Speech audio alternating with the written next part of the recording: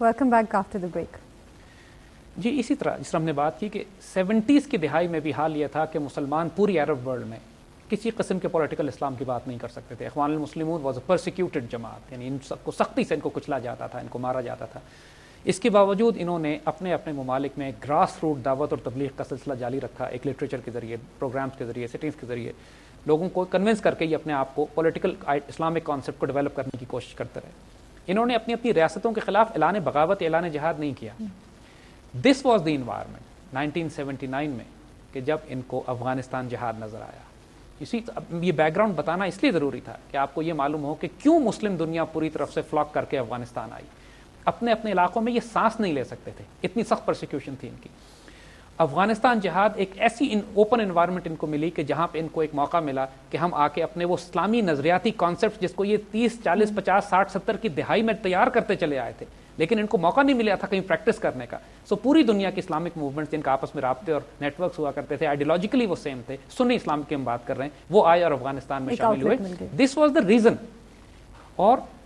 جو اس وقت کی عرب گورنمنٹس تھیں انہوں نے اس لیے سپورٹ کیا کہ دے ور ان دی امریکن کیمپس. بہت سی گورنمنٹس ایسی تھیں کہ وچ ور ان دی سوشلسٹ کیمپس, انہوں نے مخالفت کی, یعنی پرٹیکولرلی عراق ہے, لیبیا ہے, سیریا ہے, اور خاصے ممالک اس طرح کے تھے کہ جو پرو رشین کیمپ میں, even P L O for that matter, Yasir Arafat کا جو گروپ تھا, ان لوگوں نے افغان جہاد کی سخت مخالفت کی. اور اس وجہ سے کہ جو یہاں سے فلسطینی پھر واپس گئے ہیں انہوں نے پی ایل او کے مقابلے میں حماس بنائی ہے, اور Hamas is an Islamic party. اور اس کے لیے آج کل حماس اور الفتح کی جو آپس میں جنگ جھگڑے ہو رہے ہیں وہاں پہ, وہ اسی وجہ سے کہ Hamas has been ideologically motivated by the Afghan جہاد, اور پی ایل او جو ہے وہ پرانے سوشلسٹ عراق کے سیکولر لبرل اور اس قسم کا آئیڈیالوجی لے کے چلتے ہیں کہ جو کہ اب ماڈرن اسلامسٹ قبول نہیں کرتے, کیونکہ ماڈرن اسلامسٹ نے افغانستان جہاد سے جو ریوائول ہوا ہے پوری دنیا میں, اب وہ اتنے اسٹرانگ امپیکٹس ہیں کہ ان کو اب ڈینائی کرنا پاسبل نہیں ہے کسی اور انوائرمنٹ کے لیے. یہ تو بات ہو گئی افغانستان کی. Now let's shed some light on the Iranian revolution. دیکھیے یہ اگین یہ کوئی تاریخی اتفاق نہیں ہے, یعنی یہ ہسٹوریکل قوموں کے عروج و زوال کے جو سیزنز ایونٹس ہوتے ہیں اس میں یہ بھی ایک عجیب و غریب بات ہے کہ جس طرح افغانستان میں سنی ملیٹنٹ اسلام ڈیولپ ہو رہا تھا 30 40 50 سال کی ایفرٹ اور اسٹرگل کے بعد, اسی طرح اسی وقت ایران میں ایک شیعہ اسلامی انقلاب آتا ہے. Shia political Islam developed and rose from the Iranian revolution parallel to the Sunni political militant Islam. اور وہ تمام تھاٹ پروسیس جو شیعہ اسلام کا پچھلے 40-50 سال سے پروسیس میں تھا, ظاہر ہے ایران کے انقلاب ایک دن میں تو نہیں آیا ہے, جو ان کے سربراہ تھے آیت اللہ خمینی اور ان کے تمام فالوورز اور ان کا تھاٹ پروسیس وہ برسوں سے چل رہا تھا. جس طریقے سے سنی اسلام 30 40 50 60 کی دہائی میں اپنے آپ کو تیار کر رہا تھا ایک پولیٹیکل اسلام کے ایکسپیریمنٹ کرنے کے لیے, اسی طریقے سے شیعہ اسلام بھی اپنے آپ کو تیار کر رہا تھا. اور دونوں کے ٹریگر ایک ساتھ ہی ہوتے ہیں آلموسٹ 79 کے آس پاس, اور یہ عجیب و غریب ایک تاریخی فینومینا ہے. So Iranian revolution when it came, جس طرح پوری دنیا میں سنی ملیٹنٹ موومنٹس یا مسلم گروپس جو تھے افغانستان کی طرف فلاک کیا تھا, اسی طرح پوری دنیا میں جہاں جہاں شیعہ پاکٹس تھیں وہ انرجائز اور ایکٹیویٹ ہو جاتی ہیں ایرانین ریولوشن سے. ایرانی انقلاب ایک جینون گراس روٹ انقلاب تھا, یعنی نیچے سے لوگوں نے اب ایران میں ایسی تبدیلی جو آئی کہ جو ایران جو پہلے ایک اسٹرانگلی پرو امریکن کنٹری ہوا کرتا تھا شاہ کے زمانے میں, اور سب سے زیادہ لوئل ایسٹ تھا امریکنس کا اس ریجن میں, that converted into the most hostile asset against the Americans. ایرانی انقلاب کے یہ ڈائمنشنز یعنی یہ پریکٹیکلی ویسٹ کے لیے بالکل سرپرائزنگ تھے. وہ تصور نہیں کر سکتے تھے کہ اس قسم کا کوئی ریولوشن, کوئی تبدیلی یہاں آ سکتی ہے.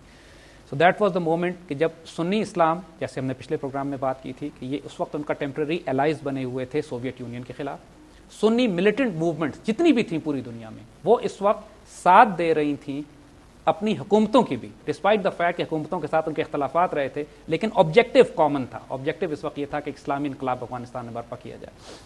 جو عرب حکومتیں تھیں سنی دنیا کی, وہ اپنے تمام ملیٹنٹس کو بھیج رہی تھیں افغانستان. ان کو اپنا فائدہ اس میں یہ نظر آ رہا تھا کہ ان کے اپنے ملکوں سے اسلامسٹ جتنے بھی تھے وہ سارے نکل کے افغانستان جا رہے تھے, and they were going practically on a one way ticket. They didn't plan to come back. ان حکومتوں کا ارادہ بھی یہی تھا کہ ایک دفعہ ہمارے ملک ان سے نکل گئے تو ہم ان کو واپس نہیں آنے دیں گے, اور یہی انہوں نے کیا کہ تقریباً تمام عرب ممالک نے ان تمام لڑکوں کی جو افغانستان جہاد میں گئے تھے سٹیزن شپ کینسل کر دی اور ان کو واپس آنے کا موقع نہیں دیا. اور یہی بعد میں ہم آگے جا کے ڈسکس کریں کہ ہم نے پہلے ہی بات کی ہے کہ یہ گروپس ملیٹنٹس بعد میں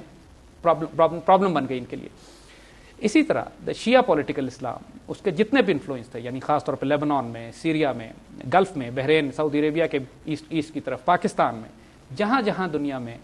شیعہ موجود تھے, ایرانین ریولوشن سے انہوں نے متاثر ہونے کے بعد اپنے آپ کو ری انرجائز اور ری گروپ کرنا شروع کیا. اس وقت تک شیعہ اور سنی اسلام کا کوئی تصادم نہیں ہوا تھا, دونوں پیرلل چل رہے تھے, لیکن جو ایران عراق وار آئی اس نے اس ڈائنامکس کو تبدیل کر دیا. ایران عراق وار کے اور اس افغان وار کے کیا امپیکٹس ہیں پاکستان پر, کیا اثرات مرتب ہوئے؟ دیکھیے, یہ اب ہم آئے ہیں براہ راست پاکستان کے حوالے سے بات کرنے کے لیے. یہ بات ہم پہلے بھی کر چکے ہیں کہ دیکھیے ایران عراق جنگ بنیادی طور پر کیوں برپا ہوئی, اس کو سمجھنے کی بھی ضرورت ہے. ایران عراق جنگ کو برپا کرنے کی وجہ یہ تھی کہ حملہ ایران نے نہیں کیا تھا عراق پہ, حملہ عراق نے ایران پہ کیا تھا, اور عراق نے بھی اپنی مرضی سے نہیں کیا تھا. پوری عرب دنیا کے, جیسے ہم نے عرض کیا کہ جو بادشاہتیں تھیں وہاں پہ, کہ جو ڈکٹیٹرشپ تھیں, جو وہ تمام علاقے جہاں پر شیعہ آرگنائز ہو رہے تھے ایرانی انقلاب کے بعد, ان تمام حکومتوں کو خطرہ محسوس ہونا شروع ہوا, اور ایرانی انقلاب نے ایک پرو امریکن شاہ کا تختہ الٹا تھا, اور پرو امریکن شاہ تو مڈل, تو سب کو یہ خطرہ ہونا شروع ہو گیا کہ اگر اس قسم کے معاملات اگر شروع ہو گئے تو ہماری حکومتوں کو دقت ہونی شروع ہو جائے گی. تو بنیادی طور پر پہلا حملہ عراق کی طرف سے اربوں سارے وہ all those pro American elements انہوں نے حملہ کیا ایران کے اوپر, اور امت کو اس نے بہت نقصان پہنچایا. یعنی ایران عراق کے لیول پر جنگ ہوئی, عربی اجمی کے لیول پر جنگ ہوئی, شیعہ سنی کے لیول پر جنگ ہوئی, اور انفارچونیٹلی اس کے براہ راست فال آؤٹ پاکستان میں یہ آئے کہ دیکھیے افغان جہاد کی وجہ سے پاکستان میں کوئی دہشت گردی برائے مجاہدین یا مسلم گروپس کی طرف سے نہیں تھی. دہشت گردی تھی تھوڑی سی, لیکن خاد کی طرف سے تھی, KGB کی طرف سے تھی, انڈین ایسٹس کی طرف سے تھی, مسلمان گروپوں کی طرف سے کوئی پرابلم نہیں تھی اس زمانے میں. لیکن جب ایران نے اپنے تمام ایسٹس کو پاکستان میں آرگنائز کرنا شروع کیا, ان کے بہت اسٹرانگ ایسٹس تھے پارا چنار میں, گلگت میں, کوئٹہ میں, بلوچستان میں, مختلف علاقوں میں پاکستان کے, تو وہ تمام عربس کہ جو ایران کو روکنا چاہ رہے تھے, ایرانی انقلاب کے خلاف تھے, انہوں نے اپنی پراکسی وارز, ایران نے بھی اور عربوں نے بھی, پاکستان میں لڑنا شروع کی. عرب گروپس کو نے, خاص طور پہ صدام نے, خاص طور پہ ان عرب کنٹریز نے جو ایران سے بہت زیادہ خوف کھاتے تھے, لاکھوں کروڑوں ڈالر پاکستان میں فنڈ کیے. جس طرح ایرانی گورنمنٹ فنڈنگ کر رہی تھی یہاں پہ اپنے گروپس کو, اسی طریقے سے یہاں پر فنڈنگ کرنا شروع کی عرب گروپس نے. And that was the period جب پہلی دفعہ پاکستان میں سیکٹیرین لائنز پر تکفیر کا کانسیپٹ بلڈ کیا گیا. یہ بلڈ کرایا گیا تھا. انفارچونیٹلی بہت بدنصیبی اور افسوس کی بات ہے کہ ایرانی حکومت اور عرب حکومتیں شامل تھیں اس کانسیپٹ کو بلڈ کرنے میں. سنی گروپس نے شیعہ گروپس کے خلاف تکفیر یعنی ان کو کافر ہونے کا فتویٰ دیا, کافر گروپس شیعہ گروپس نے سنیوں کے خلاف فتویٰ دیا, اور دونوں گروپس نے چھوٹے چھوٹے ملیٹنٹ گروپ سپورٹ کرنا شروع کیے کہ جنہوں نے آپس میں خورریز جنگ, اگر آپ دیکھیں تو تمام سیکٹیرین ملیٹنٹ گروپس 81, 82, 83, 84 کی دہائی میں پیدا ہوئے. وقت ہوا ایک بریک کا, ملتے ہیں بریک کے بعد.